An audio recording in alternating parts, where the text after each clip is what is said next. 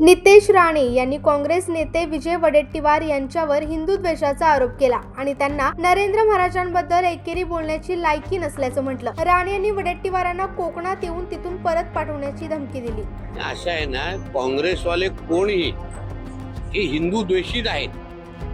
तुम्ही आठवत असाल तर त्यांनी स्वामी समर्थांचा तो अपमान केला। आता काय नाव होतं तो, त्यांनी जे स्वामी समर्थांचा अपमान केला ज्याच्यावर पवार साहेब स्वतः स्टेजवर होते त्याबद्दल अरे तो रे पत्रकार आहे ना आपला तो, तेव्हा कोण काय बोललं नाही, तेव्हा हे लोकांची तो थोबाड उघडले नाही।